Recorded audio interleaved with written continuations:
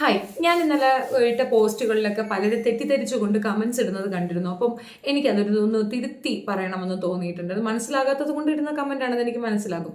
LGBTQ കമ്മ്യൂണിറ്റിക്ക് against ആണോ ഷെഫീൻ എന്ന്? ഒരിക്കലും അല്ല. സിയ പവലൊക്കെ എൻ്റെ ഏറ്റവും അടുത്ത സുഹൃത്തുക്കളാണ്. അവരോടൊക്കെ ചോദിച്ചാൽ മാത്രം മനസ്സിലാകുന്ന കാര്യമാണ്. ഞാൻ അവർക്ക് വേണ്ടിയിട്ട് നിൽക്കുന്നവരാണ്.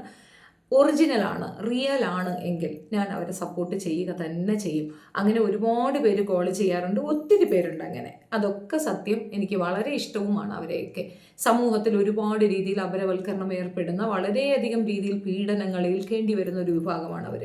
കുടുംബത്തിൽ ഇങ്ങനെ ഒരു അവസ്ഥയുള്ള ഒരു ഇത് കാണിക്കുമ്പോൾ അവരുടെ ഹോർമോൺ ചേഞ്ച് കൊണ്ടാണ് അവർക്ക് ഇങ്ങനെയൊന്നും സംഭവിക്കുന്നത് എന്നുള്ള തിരിച്ചറിവില്ലാതെ പലരും അവരെ മാനസിക അസുഖമെന്ന് പറഞ്ഞിട്ട് അവരെ ആട്ടിപ്പായിക്കുന്ന ഒരു രീതിയുണ്ട്. ആ രീതി തീർത്തും അപലപനീയമാണ്. അതൊരിക്കലും ചെയ്യാൻ പാടില്ലാത്തൊരു കാര്യമാണ്. ഞാൻ അതിന് എഗൻസ്റ്റ് ആയിട്ട് നിൽക്കുന്ന വ്യക്തി തന്നെയാണ്. LGBTQ കമ്മ്യൂണിറ്റിക്കെതിരെ എനിക്ക് യാതൊരു പ്രോബ്ലവുമില്ല. ഞാൻ പറഞ്ഞത് മുഴുക്ക ആദില നൂറ വിഷയമാണ്. നൂറ എന്ന കുട്ടിയെ പറ്റി ഒരുപാട് അന്വേഷണത്തിൽ എനിക്ക് മനസ്സിലായ ഒരു കാര്യം, ആ കുട്ടിക്ക് കുഴപ്പമുള്ള കുട്ടിയല്ല. അതിൻ്റെ ആറ്റിറ്റ്യൂഡ് പൂർണ്ണമായും ഡിഫറൻ്റ് ആണ്. നമ്മൾ ഒരാളുടെ പ്രശ്നം കൊണ്ട് മറ്റൊരു വ്യക്തിക്കൊന്നും വരാൻ പാടില്ല എന്നുള്ളതാണ്. ഇപ്പം ആഷി ജാസി കേസിൽ അതിൽ ഒരു വ്യക്തി വിവാഹം കഴിച്ചിട്ടുണ്ട്. അയാൾക്ക് അങ്ങനെ ഒരു വ്യത്യസ്തത ഉണ്ടായിരുന്നു എങ്കിൽ മറ്റൊരു കുട്ടിയെ വിവാഹം കഴിച്ച തെറ്റല്ലേ? അതിൻ്റെ ലൈഫ് നശിപ്പിച്ച തെറ്റല്ലേ? അപ്പം നമ്മൾ തെറ്റിന് തെറ്റെന്ന് തന്നെ പറയും. എന്നതിനപ്പുറം ഈ പറയുന്ന LGBTQ ആ രീതിയിൽ അവസ്ഥയിൽ വരുന്ന ആരെയും ഞാൻ എതിർക്കുന്നില്ല. കൊട്ടിപ്പാടി കൊണ്ട് ട്രെയിനിൽ തോറും നടന്ന് ആളുകളെ ഡിസ്റ്റേബ് ചെയ്യുന്നവരെല്ലാവരും ഈ കമ്മ്യൂണിറ്റി ഉള്ളവരാണെന്നാണ് നിങ്ങൾ ധരിക്കുന്നത്. ഒരിക്കലുമല്ല. ഇപ്പോൾ LGBTQവിൽ നിന്നുള്ള ഒരു കുട്ടിയുമായിട്ട് ഞാൻ സംസാരിച്ചതിൽ അവൾ പറഞ്ഞത്, അവൾ അതിൻ്റെയൊക്കെ മെയിൻ ആളാണ്. അവരെയൊക്കെ സംരക്ഷിക്കുന്ന, അവർക്ക് വേണ്ടിയൊക്കെ നിലകൊള്ളുന്ന ആളാണ്. ഈ കൊട്ടാരക്കര ഇഷ്യൂ വന്നപ്പോഴത്തേക്കാണ് ഞാൻ അതുമായിട്ട് കോൺടാക്ട് ചെയ്തത്, എന്താണ് എക്സാക്ട്ലി അവിടെ നടന്നതെന്ന് അറിയാൻ. അപ്പോഴാണ് ആ കുഞ്ഞ് പറഞ്ഞത്, 1000-ഓളം വരുന്ന ആൾക്കാരെ ഉള്ളൂ മൊത്തം കേരളത്തിൽ. കാർഡ് ഹോൾഡേഴ്സ് വളരെ കുറവ്, 300 പേര്. ബാക്കി 700 പേര് ഫേക്കാണ്. അപ്പോൾ ഏറ്റവും നിങ്ങൾ ശ്രദ്ധിച്ചാൽ മനസ്സിലാവും, ഏറ്റവും കൂടുതൽ ആണ് പെണ്ണിലേക്ക് മാറുന്നതാണ് ഇവിടെ കാണുന്നത്. എന്നിട്ട് ധരിക്കുന്ന വസ്ത്രം മുഴുക്ക പെണ്ണുങ്ങൾ അവഹേളിക്കുന്ന വസ്ത്രധാരണ രീതിയാണ്. അതാണ് ഒരു കറക്റ്റ് ഫോം. നിങ്ങൾക്ക് അങ്ങനെ ഒരു സ്ത്രൈണത ഉണ്ട്, അല്ലെങ്കിൽ നിങ്ങൾക്ക് അങ്ങനെ ഒരു പ്രോബ്ലം ഉണ്ടെങ്കിൽ നിങ്ങൾ അങ്ങനെ മാറുന്നില്ല. ഇവിടെ ആരും ഒന്നും പറയുന്നില്ല. ഞാനിപ്പോൾ ഈ വീഡിയോ ചെയ്യാനുള്ള കാര്യം നജീബാണ്. അപ്പോൾ ഈ നജീബായി ജനിച്ച, നാദിറയായി മാറിയ ഈ കുട്ടി ഇപ്പോൾ നിൽക്കുന്ന നില, അവളുടെ ഇന്നലെയും ഇന്നൊക്കെ ആയിട്ട് അവളുടെ വീട്ടിൽ നടന്ന ഒരു ഫംഗ്ഷനാണ് ഞാൻ ഇവിടെ ചേർത്ത് വയ്ക്കുന്നത്. കണ്ടു നോക്ക്.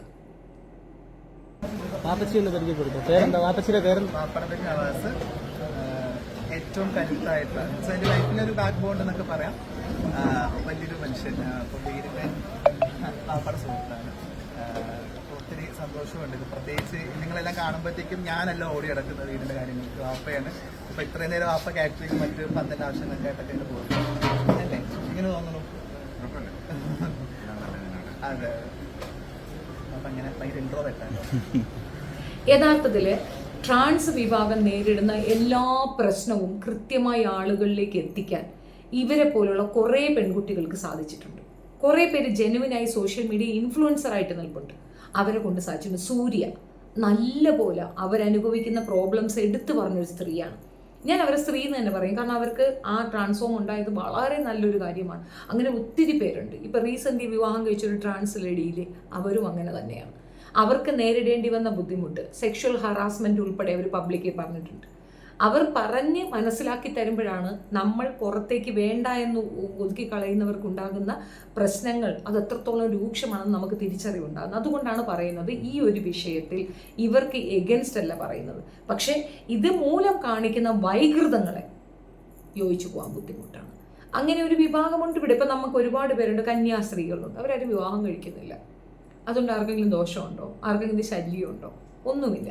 പക്ഷെ ഇത്തരക്കാർ കാരണം മറ്റൊരാൾക്ക് ശല്യവും ബുദ്ധിമുട്ടും ഉണ്ടാകുന്നെങ്കിൽ നമ്മൾ പറയേണ്ടി വരും. ഈ പറഞ്ഞ ട്രാൻസ് വിഭാഗക്കാർക്ക് അവരുടേതായ പാർട്ട്നേഴ്സ് ഉണ്ടാകണം. അങ്ങനെ ഉള്ളവർ ഒരു പ്രശ്നം. സിയ പവൽ നല്ലൊരു തെളിവാണ്. സിയ ആണായി ജനിച്ച് പെണ്ണായി ജീവിക്കുന്നവൾ, കൂടെയുള്ളവൾ പെണ്ണായി ജനിച്ച് ആണായി ജീവിക്കുന്നവർ, അവർക്കൊരു കുഞ്ഞും ഉണ്ടായിട്ടുണ്ട്. അപ്പോൾ അതൊരു നല്ല മോഡലാണ്. ഇവർക്ക് അക്സെപ്റ്റ് ചെയ്യാൻ പറ്റുന്ന നല്ലൊരു മോഡലാണ്. റീസെൻ്റ്ലി ഒരു പയ്യൻ മരണപ്പെട്ടിരുന്നു ഇവർക്കിടയിൽ. ഇത്രയും എഡ്യൂക്കേറ്റഡ് ആയ, നല്ല രീതിയിൽ ആ വിഭാഗത്തിനെ ഉയർത്തിക്കൊണ്ടുവരാൻ എഫർട്ട് എടുത്ത ഒരുത്തൻ. കാരണം ആരാണെന്നറിയാമോ? ഇത് ട്രാൻസായി മാറിയ ഒരാണ്, പെണ്ണായി മാറിയ ഒരുത്തിയാണ്. അവൾക്ക് സെക്സ് വർക്കിന് പോകണം, അവൻ അതിനെതിരായിരുന്നു. അവളായി ജനിച്ച് അവനായി മാറിയതായിരുന്നു പ്രവീൺ. ആ പയ്യനെ കൊന്നുകളയാണ് ചെയ്തത്. അടിച്ചും പിടിച്ചും മാനസികമായി ടോർച്ചർ ചെയ്തും കൊല്ലുകയാണ് ചെയ്തത്. അപ്പം അങ്ങനെയുള്ള അവക്ക് എന്ത് സിമ്പതിയാണ്, ആരാണ് കൊടുക്കുക? എന്തിനത് ചെയ്തു? ഒരു പാർട്ട്ണറെ കൊന്നു കളഞ്ഞില്ലേ? അപ്പം നമ്മൾ അതിനെതിരെ പറയും എന്നതിനപ്പുറം എനിക്ക് ഈ വിഭാഗത്തിനോട് യാതൊരു ദേഷ്യമില്ല. ഇപ്പം നാദിറ, അവള് ഏർപ്പെടുന്ന ബുദ്ധിമുട്ട് നിസ്സാരമൊന്നുമല്ല. ഫേസ്ബുക്കിലൊക്കെ വിളിക്കുന്ന തെറി കേട്ടാൽ സഹിക്കാൻ പറ്റത്തില്ല.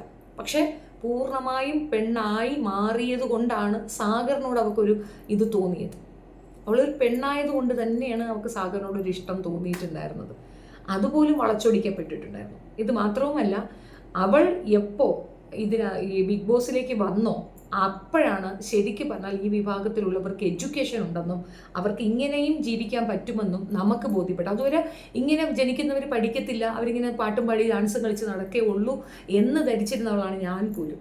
അപ്പോൾ ആ മാറ്റം സമൂഹത്തിലേക്ക് കൊണ്ടുവന്നതിൽ വലിയൊരു പങ്ക് നാദിറ വഹിക്കുന്നുണ്ട്. അതുകൊണ്ട് തന്നെ ബിഗ് ബോസ് പോലുള്ള ഒരു ഷോയിലേക്ക് ഇവരെ കൊണ്ടുവരുന്നതിനോട് എനിക്ക് യോജിപ്പാണ്. ഒരു പ്രശ്നമില്ല, അവരെ സമൂഹത്തിന് ഇൻട്രൊഡ്യൂസ് ചെയ്യണം. ഇത്തരക്കാരുണ്ട്. നെവീനോട് എനിക്ക് യാതൊരു പ്രശ്നവുമില്ല. നെവീൻ മറ്റുള്ളവരെ ഡിസ്റ്റർബ് ചെയ്യുമ്പോഴാണ് നമ്മൾ അതിന് പറയുന്നത്. അങ്ങനെ ഒരു വിഭാഗം നമുക്കിടയിൽ ഉണ്ടെന്നും അത് ഇങ്ങനെയാണെന്നും അത് ഇതിനെപ്പറ്റി ശരിക്കും റിസർച്ച് ചെയ്ത് മനസ്സിലാക്കി തന്നെയാണ് നിൽക്കുന്നതും. ഞാൻ അവർക്ക് അഗൻസ്റ്റ് അല്ല. പക്ഷേ വൈകൃതങ്ങൾക്ക് ഞാൻ അഗൻസ്റ്റാണ്. പ്രകൃതി വിരുദ്ധം തന്നെയാണത്. പ്രകൃതിക്ക് ഇതൊന്നുമില്ല. ഇന്നലെ മൂപ്പൻ എടുത്തു വെച്ചിട്ടൊരു വർത്തമാനം പറയുന്നുണ്ട്. എന്താണ്, മൃഗങ്ങളിലുണ്ട് ലെസ്ബിയൻ എന്ന്. ആണോ? ഞാൻ അറിഞ്ഞില്ല. 5 അറിവുള്ള മൃഗങ്ങൾ പല കോലങ്ങളും കാണിക്കും. നടു റോട്ടിൽ നിന്ന് പട്ടി സെക്സ് ചെയ്യും. അതുകൊണ്ട് നീ നടു റോട്ടിൽ പോയി നിന്ന് സെക്സ് ചെയ്യൂ? എന്ത് വിവരക്കേടാണ് പറയുന്നത്? 6 അറിവുള്ള മനുഷ്യൻ 5 അറിവുള്ളവനെ പറ്റി കമ്പാരിസണാണ്. ബോധം വേണ്ടേ? ആരാണ് LGBTQ എഗൻസ്റ്റ് ആയിട്ട് ഇവിടെ സംസാരിച്ചത്? ഇവിടെ ആരും അതിനെപ്പറ്റി പറഞ്ഞില്ല. ലെസ്ബിയൻ നോർമലൈസ് ചെയ്യാൻ ബുദ്ധിമുട്ടാണ് എന്നാണ് പറഞ്ഞത്. രണ്ടുപേർക്കും സമാനമായ ചിന്താധാരയാണ്, ഒരു കുഴപ്പവുമില്ല. അന്വേഷണത്തിൽ എനിക്ക് മനസ്സിലായത് നൂറയുടെ ഫാമിലിക്ക് ഈ ഒരു സാധനത്തിനോട് എതിർപ്പില്ല. അവരെ കുഞ്ഞിനോട് എതിർപ്പില്ല. ആ കൂടെ കൊണ്ടുപോയവൾ അവളെ പ്രവീണിനെ പോലുള്ള ഒരു വിധിയിലേക്ക് കൊണ്ടെത്തിക്കുമെന്നുള്ള ബോധ്യമുള്ളതുകൊണ്ടാണ് നമുക്ക് തെളിവായി കണ്ടതല്ലേ. ആദിലയുടെ വകഭേദങ്ങൾ നമ്മൾ കണ്ടതല്ലേ. വയലന്റ് ആകുന്ന രീതി കണ്ടില്ലേ. അനുവിനോട് പോലും അവൾ മെക്കിട്ട് കയറുന്ന രീതി കാണുന്നില്ലേ. ആ രീതിയിൽ അവൾ തുടർന്ന് കൊണ്ടുപോയാൽ ഈ കുട്ടിയുടെ ജീവൻ ആപത്താണ് എന്നുള്ളതാണ് ആ വീട്ടുകാരുടെ പ്രശ്നം. അതുകൊണ്ടാണ് അതിൽ ഊന്നി കാര്യം പറയുന്നത്. പുറത്തിറങ്ങുമ്പോൾ അവർ കുടുംബത്തിനെ പറ്റി എന്തെന്നാ പറയുന്നതിന് പേടിപ്പിക്കണേ എന്തിന്? അതെന്തിനാണ്? ദിയാസന വന്ന് പറയുന്നത് അവർ പുറത്തിറങ്ങട്ടെ, അപ്പം കിട്ടും നിങ്ങൾക്ക്. ഇപ്പം എനിക്കും കമൻറ്റ്, നിനക്കിപ്പോൾ കിട്ടുമെന്ന്. ഉണ്ടയാണ്. എന്ത് തരാനാ? അപ്പം ഇത് LGBTQ കമ്മ്യൂണിറ്റിക്ക് എഗൻസ്റ്റായിട്ട് അല്ല പറയുന്നത് എന്ന് തിരിച്ചറിയുക. ക്യൂർ കമ്മ്യൂണിറ്റി എന്ന് പറഞ്ഞിട്ട് ഇത്രയും അട്രോസിറ്റി അതിനകത്തുനിന്ന് കാണിച്ചു തരാണ് റിയാസ് അല്ലേ. അതുകൊണ്ട് അക്സെപ്റ്റൻസ് ആണോ കിട്ടുക? കുണ്ടനെന്ന് ആരെങ്കിലും വിളിച്ചാൽ ഉടനെ റിയാസിനെ ഇളകും. ചെയ്യുന്നത് അത് തന്നെയല്ലേ. അപ്പോൾ അത് പറയുമ്പോൾ എന്താ ബുദ്ധിമുട്ട് വരുന്നത്? അതിനെ അക്സെപ്റ്റ് ചെയ്യാൻ പഠിക്കണം. അപ്പം ഈ ഒരു വിഷയത്തിൽ ഇങ്ങനെ ഒരു കാര്യം ഞാൻ പറയണമെന്ന് തോന്നിയത് കൊണ്ടാണ് ഞാൻ നാദിറയുടെ വിഷയം പറഞ്ഞത്. നാദിറ ഗ്രേറ്റാണ്, സൂര്യ ഗ്രേറ്റാണ്, അസിയ പവലൊക്കെ സമൂഹത്തിന് നല്ല രീതിയിലെ മെസ്സേജ് കൊടുക്കുന്നവരാണ്. അങ്ങനെയുള്ളവരുണ്ടെങ്കിൽ ഇവർക്കിടയിലുള്ള ഇവരുടെ ഈ വൾഗാരിറ്റിക്ക് എഗൻസ്റ്റായിട്ട് സംസാരിക്കുന്ന ഒത്തിരി പേരുണ്ട്. ഒരുപാട് പേര് കോൾ ചെയ്തിട്ടുണ്ട്. അവരൊക്കെ പറയുന്നത് ഞാൻ ഉൾക്കൊള്ളുന്നു. ശരിയാണ്, ഈ വൾഗാരിറ്റി നീക്കി നിർത്തണം. പക്ഷെ അവരെ എതിർക്കരുത്, അവരെ ഒറ്റപ്പെടുത്തരുത്, വീട്ടിൽ നിന്ന് ആട്ടിപ്പായിക്കരുത്. അതൊക്കെ തന്നെ. അതാണ് അവരുടെ വിഷമം മനസ്സിലാക്കാതെയല്ല പറയുന്നത്. പാലാരിവട്ടം പാലത്തിൻ്റെ താഴെയാണ് മിക്കവാറും എണ്ണം ഉള്ളത്.